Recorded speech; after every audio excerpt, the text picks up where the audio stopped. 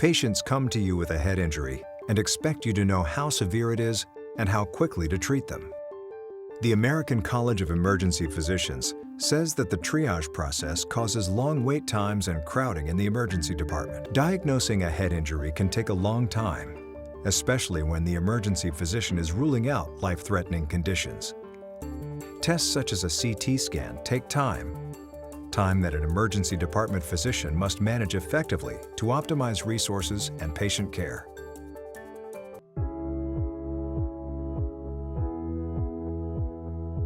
Your decision to use BrainScope 1 will benefit your patient, especially when compared with only getting a CT scan, which exposes the patient to radiation.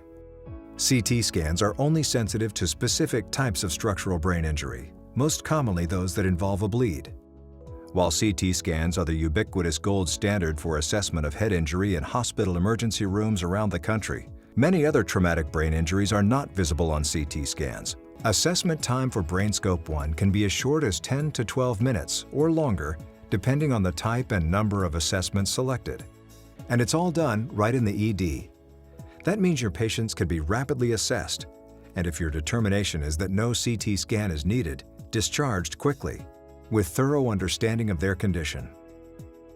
Using BrainScope 1 for all appropriate patients can facilitate quicker patient triage and assessment, potentially shorten the patient time spent in the ED, which can substantially improve patient satisfaction, reduce the back-and-forth patient transfer process, and aid in more optimal use of resources.